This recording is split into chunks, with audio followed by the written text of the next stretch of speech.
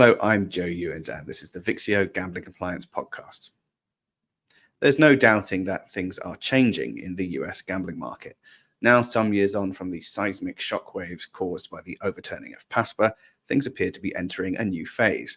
The online market is consolidating as a smaller and smaller group of companies appear able to survive in the rough and tumble of state-by-state markets. Regulators, too, are changing tack, reaching more often for enforcement and oversight. It's against this backdrop that the American Gaming Association has produced its latest State of the States report, which offers a comprehensive review of the commercial gaming sector in 2023. Once again, the AGA partnered with Vixio as an independent source of intelligence to complete the report. So to discuss its findings and the most compelling narratives in US gaming right now, our chief analyst James Kilsby spoke to the AGA's Vice President for Research, David Forman.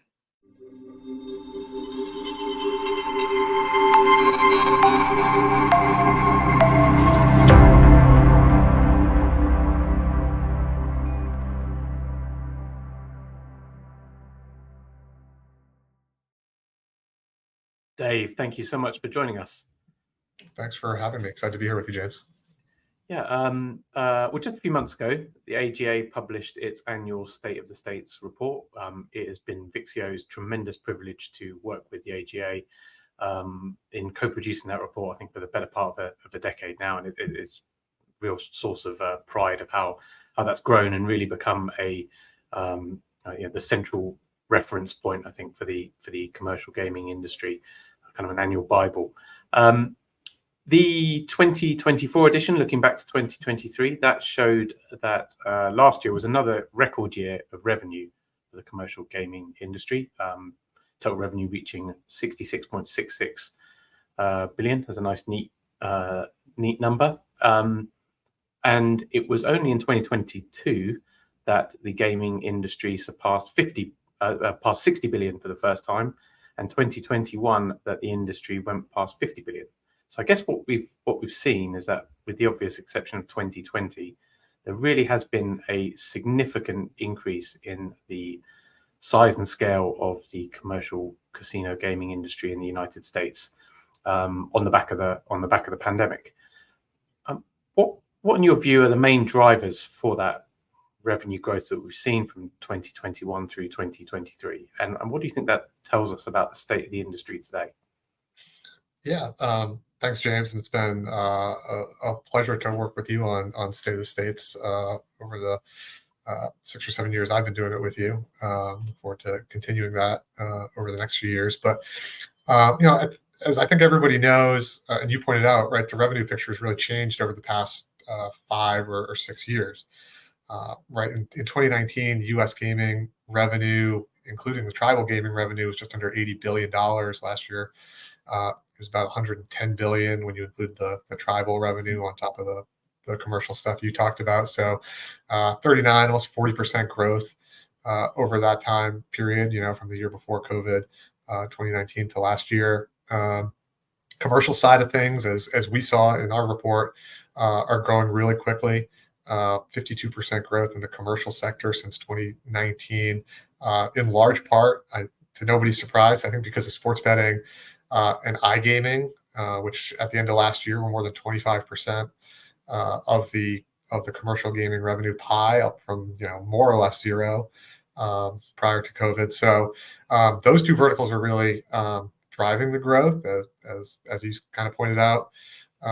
And overall, between COVID, the online explosion in online sports betting and iGaming, the industry's kind of been reshaped over the past 5 to 7 years in a way that probably hasn't happened since the late 90s or early 2000s, when tribal gaming really started to come on the scene. And I do think going forward over the next few years, unless there's iGaming expansion, which there may be, but it certainly won't happen at the same pace sports betting did, I think we'll slowly start to settle into kind of a new normal in terms of growth, which is still good, but it'll be a more sustainable growth than we've seen in the past few years. And looking at the revenue so far this year, you can already see that in between sports betting and the iGaming verticals, where there's still 20 to 30% year over year growth going on, but when you look at it monthly or at a quarterly cadence, you can see it is kind of slowly but surely coming back down to more sustainable long-term levels of expansion.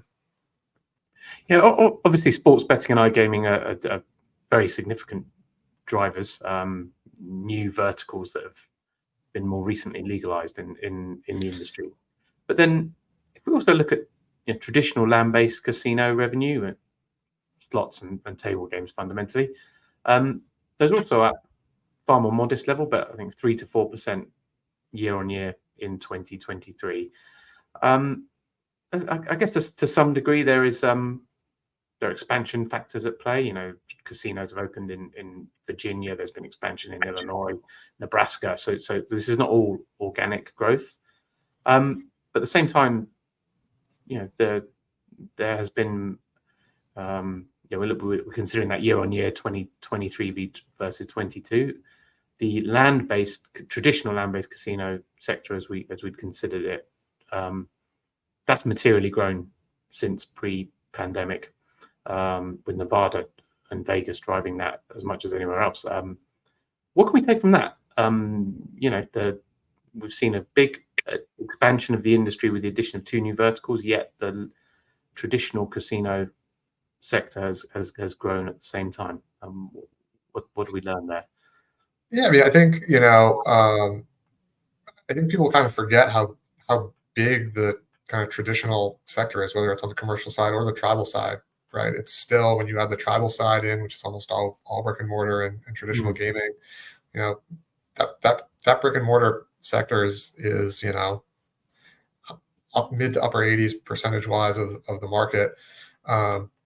And slots and table revenue have actually grown at a pretty impressive clip over the past few years, not just last year, right? Those verticals are up, 17% or so since 2019, which isn't as impressive as the online stuff, but it's still really good in a historical context, right? If we were sitting here in 2019 and offered, I think, people in the industry 17% growth in brick and mortar gaming revenue over the next few years, I think they have jumped at that. Absolutely. That's about double the pace that they had grown at, that those verticals had grown in the 4 years prior to 2019. So again, it's growing slower than the online stuff, but I think in terms of historical perspective, it's growing pretty well. And then, I mentioned when you talk about traditional gaming at the national level, the tribal sector really comes into play, right? That's again almost all traditional gaming, and it's growing a little slower, but it's still 21% bigger than it was in 2019. Yeah. And it's kind of interesting when you look at the long-term ebb and flow between the commercial and tribal sector over the years, right? The tribal sector really started coming up to speed and taking off in the early 2000s. And then we kind of reach an equilibrium in the kind of decade between 2009 and 2019, where tribal gaming made up 45%-ish of the U.S. market every year, and commercial was about 55-ish. But then COVID came, sports betting expanded, iGaming exploded in the states where that's available. Now the revenue share momentum is kind of back with the commercial side, and last year the commercial sector was just over 60, about 61% of the U.S. market that high last year, and it hasn't been that high since way back in 2004. And then we talked about on the commercial side, brick and mortar revenue is up about 1% this year so far through June in most markets, but it's very market dependent there, right? As you mentioned, got the market expansion into new states like in Illinois, which has added some new properties, Virginia and Nebraska, which are new markets really, where you see strong double-digit growth that are helping a lot. You've got a handful of states with good, solid, low-digit growth in brick and mortar, a place like Arkansas, which is also still a relatively new market. South Dakota, Nevada, and New York, and even Colorado and even New York, are showing pretty reasonable, good growth. But then the rest of the brick and mortar markets this year are either flat or declining year over year. So it'll be interesting to see when we get around to doing next year's State of the States report how the rest of the year shakes out, especially in how the brick and mortar sector looks, especially when you factor in the tribal operators, which are such a huge portion of that market. There's obviously macroeconomic impacts on the sector as a whole, but particularly for the more mature land-based casino industry. you have a sense of how much of the growth since 2021 is driven by discretionary dollars able to be spent that were not spent in 2020? And then is there a sense that some of the slowing of that growth today is due to more macroeconomic factors among consumers? It's hard to say. I mean, during COVID, I think there was a real debate, when gaming revenues were booming. We heard for, 18 months, 2 years even, that this is going to kind of revert to the mean after unemployment benefits run out, or after stimulus payments stop. People aren't going to be gambling as much. And then we heard, a year or two ago, when gas prices were really high, that high gas prices were going to drive this back to normal, or high interest rates were going to drive people away from the casinos, and we go back to kind of where we were before COVID. And none of that in the long term really had a huge impact. So certainly macroeconomic factors affect people's spending decisions, and the gaming industry in terms of gambling, outside of tweaking odds, doesn't really have the ability to raise prices, right? The price of a hand of blackjack is kind of what you're willing to bet, so you're not able to cope with inflation the way other industries are. But I think overall the performance industries held up pretty well in the face of kind of a topsy-turvy, almost half a decade now at this point, I guess. Then we mentioned sports betting, but another thing that I'm very conscious that the offering of a land-based casino resort, a material change that has occurred since 2018 has been the addition of sportsbooks, retail sportsbooks, to the vast majority of commercial casino states since 2018. Has that helped the the land-based casino segment as a whole by over and above the revenue that they might derive from the actual sportsbook itself? Are you getting a sense of that driving visitation, or has there been changes in the demographics of visitors to casinos? What's the AGA's research indicated on that front? Yeah, I think the presence of physical sports books has probably helped on the margins. I mean, people are betting, as you know, James, overwhelmingly, online. I think 95% of the money bet this year on sports have been online. So people overwhelmingly want to place their bets online. But sports books haven't attract people to casinos. We have seen since 2019, as you kind of alluded to, a really big change in the demographics of casino visitors. I mean, first, I guess overall, when you look at kind of the gambling landscape in the U.S., when you look at it last year, almost half, 49% of American adults said that they'd gambled one way or another. That could be lottery, that could be pari-mutuel betting, could be sports books or casinos, but that's the highest participation rate in gambling that we've seen since all the way back in 2013. And then drilling down a bit into casino visitation, more than 40% of Americans, about 102 million people, said that they had visited a casino. So again, very similar to the revenue picture. I think the mix of people on the casino floor has changed over the past few years, especially in terms of the age of visitors. Right in 2019, the average age of a person on the casino floor was almost 50, and it had been increasing for several years.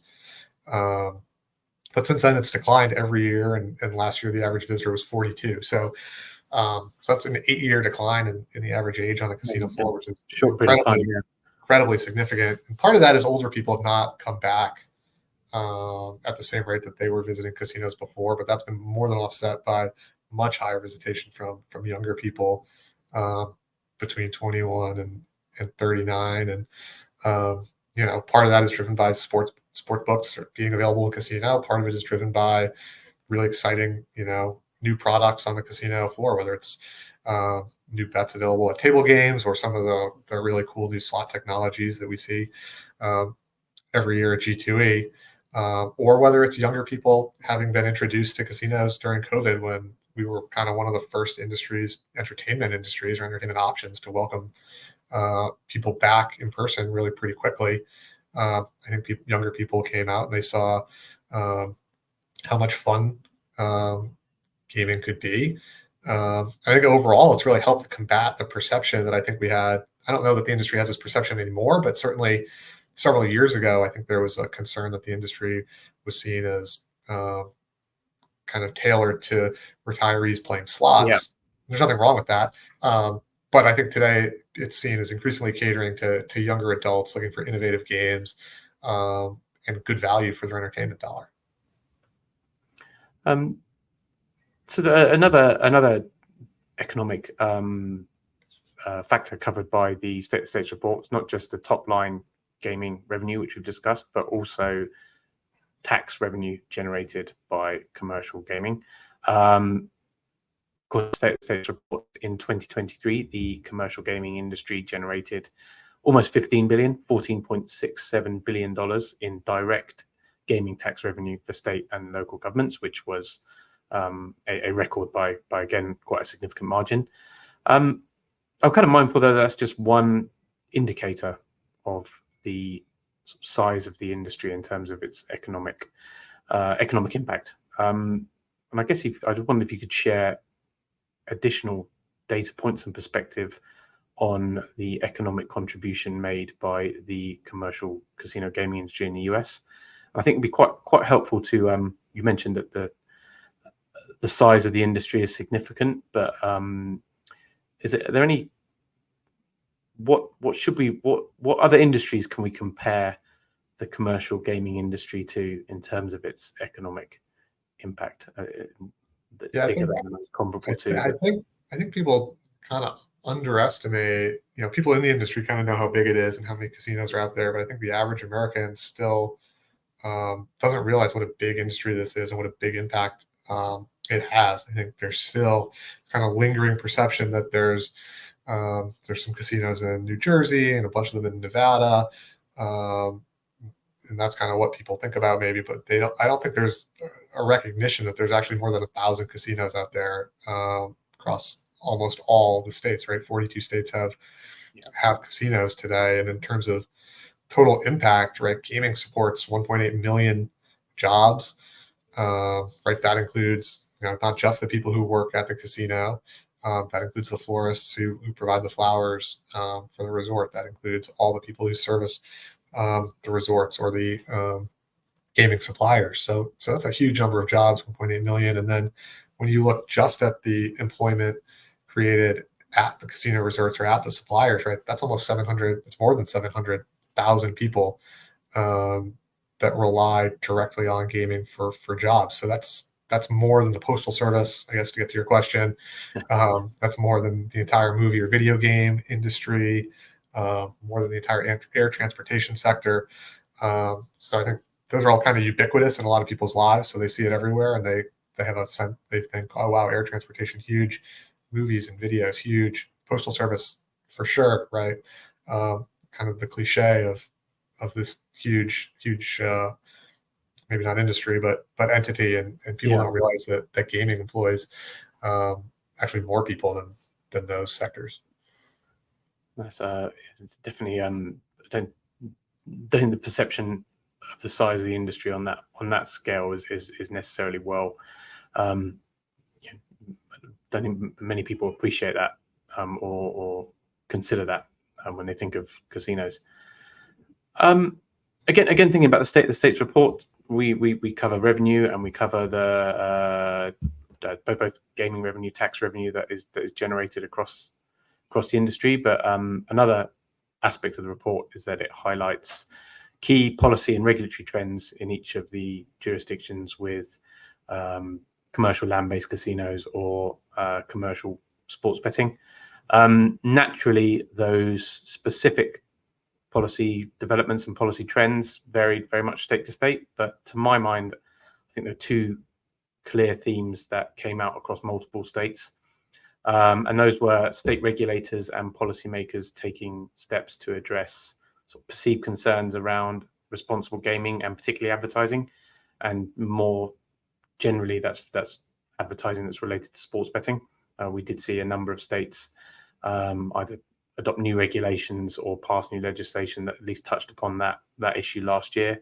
And then secondly, another big issue that again was in play and a key concern across multiple states was the proliferation of unregulated gaming machines, generally in convenience stores and bars.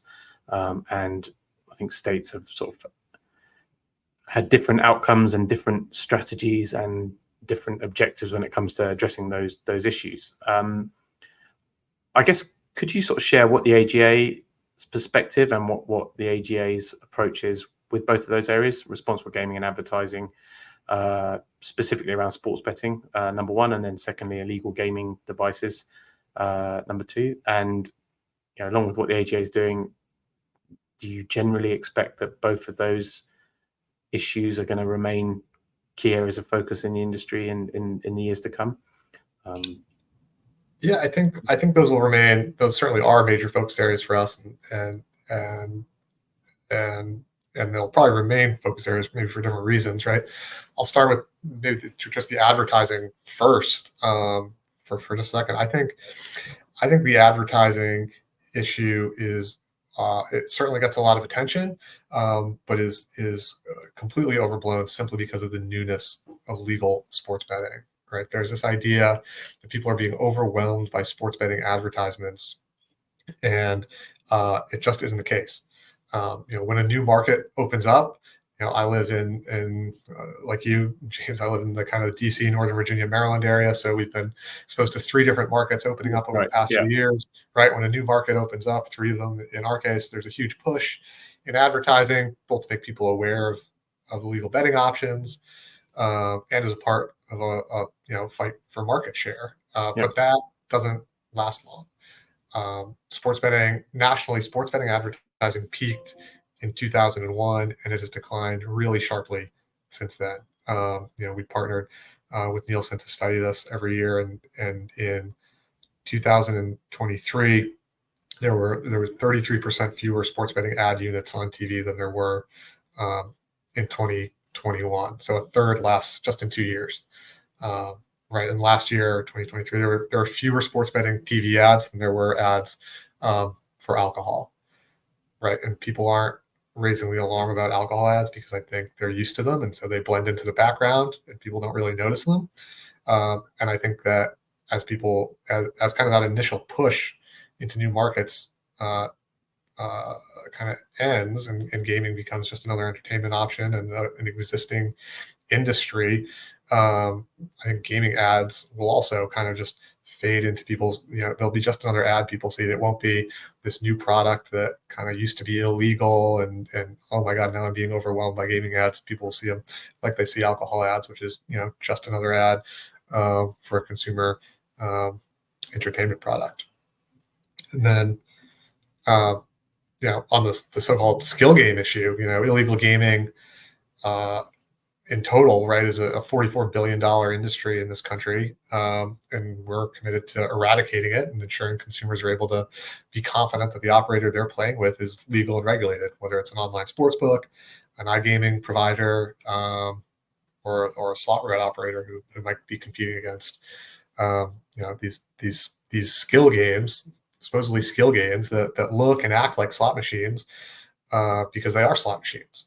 But they just don't have the oversight or state benefits that legal regulated machines do, right? These things don't have both the manufacturer and the guys, hosting them in their stores don't have any license to do so. There's no regulatory oversight, right?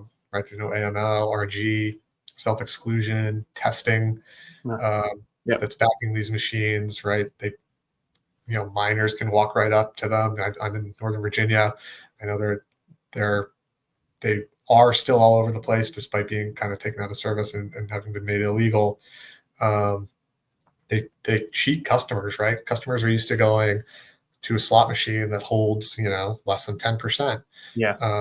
Right. A regulated machine in Nevada keeps like 7% on average. Mm-hmm. It's hard to know exactly, but the minimum payout percentages as well, right? Depending on the state. Exactly. And these things have none of that, right? There's some data in states where they've been legal, like in Virginia, they were legal for a year, 18 months or so. And some state regulatory data shows these things holding like 25%. right? So they're taking advantage of these customers who might be used to winning more regularly at legal casinos. And of course, they pay no taxes to states or communities or any of that. And then if you don't live near in a market where these things have really proliferated, I don't think you understand kind of how big of an issue this is, right? We estimate that there's 580,000 of these things across the country, unregulated machines. That would make it 40% of the entire U.S. gaming machine market. So it's a huge problem, and there are states like Virginia and Kentucky that we applaud. They've recognized that these are illegal gaming machines, and they've banned them. And then regulators and law enforcement in several other states have started confiscating thousands of these machines. Florida and Michigan are great examples. So we're going to continue to work with law enforcement and regulators and everybody to just kind of continue to raise awareness of how big an issue this is, and to make sure that these machines are taken out of service. It's something we've seen both in 2023 and continuing today, though, is that it's it can still be a complicated issue. There's a law enforcement and consumer protection aspect, but the illegal machines they do generate very, very meaningful revenue for convenience stores and other locations that have them. So that there are fair to say this is not necessarily a straightforward endeavor to advocate for their prohibition. Is that something that you've encountered on the AGA's behalf? Or yeah, there's certainly the groups out there that are in favor of them. Some convenience store owners are in favor, but look, it creates problems for the stores that host them, right? It creates pretty significant safety vulnerabilities for employees and liability for businesses where these things are located, right? We've seen robberies. I think we saw a shooting maybe in Pennsylvania, of an employee, because people see these machines and they think, there's a ton of cash somewhere in the store. So it becomes a robbery target. It becomes unsafe for employees. So, I think that's another reason why gaming is such a heavily regulated industry. It's a cash industry. These machines are cash machines, and again, they're operating in these businesses that are not gaming businesses and are not equipped to deal with a lot of the complications that come with operating gaming machines. And just going back to the advertising issue that we spoke about, I think back to the actual steps that states have taken on this front, or took in 2023. I think generally speaking, what we are seeing at state level is that states are imposing higher standards, sort of more explicit regulations about permissible content within advertising. We're not seeing states take any necessary take firm efforts to cap or limit volume. And the other thing I think we've seen is quite clearly a move towards prohibiting advertising of sports wagering via collegiate teams or on college campuses. I guess just I assume that AGA actually is supportive of guidelines and guardrails around advertising. What's your position around what's the right balance from the AGA's perspective in terms of setting guardrails, but while still enabling the industry to advertise effectively? Yeah, we've actually, we have our responsible gaming code for sports marketing that all of our members sign, that I think lays out a really reasonable set of guardrails, and it does include, a prohibition on, marketing to people who are underage. It includes prohibition on college direct college partnerships.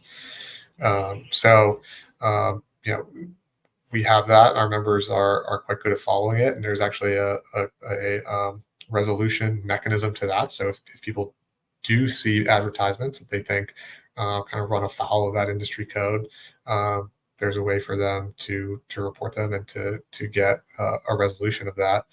But I think in general, our members do, and the industry as a whole does, the legal industry as a whole does a great job of making sure that they're not targeting people who are not of age to gamble, and promoting the industry as an entertainment option for people. We did some, as part of our advertising research, we looked at kind of who sports betting ads were reaching, and we found that almost 95% of ads were being seen and consumed by people over 21, right? And our responsible marketing code sets a threshold for the percent of the audience that needs to be an adult. And so it's much lower than 95. So we're, as an industry, greatly exceeding kind of even our own standards there. And I think we're doing a quite good job at targeting this product at adults and framing it as an entertainment product, which it is. Okay, great. Well, is there anything else that you think we should be talking about, highlighting that trend that was picked up on from 2023 that continuing today, or anything you think we should expand upon and share from that? I think, the only other thing I'd mention is, it's summer's almost over. So Responsible Gaming Education Month is coming up in September. And RG is obviously one of the most important issues that we talk about, that the industry focuses. And so I think September is a great opportunity for us and our members to highlight the industry's commitment to the issue. So we and again, member companies have a lot of great content lined up for that. And we'll have some new research around the responsible gaming issue that we're excited to share. And we're looking forward to that over the next few weeks. Okay, great. Well, we can leave things there. And as you say, it's August already. So we are almost 2/3 of the way through 2024. And it won't be too long before we start looking at this year's revenue, tax, and policy trends and compiling them. Thank you so much for joining us. Really appreciate your time. Great. Thanks for having me. Thank you. Thank you very much to James and David for that conversation. If you'd like to delve into the report yourself, you can head over to americangaming.org, where you'll find it in full. If you'd like to discuss the report or indeed anything else at all with the Vixio team, we will be present en masse at the SBC Summit in Lisbon in September, which is coming up. Please head over to stand E350, that's E350, where you will find us. That's all for this week. Thank you very much for watching or listening. Goodbye.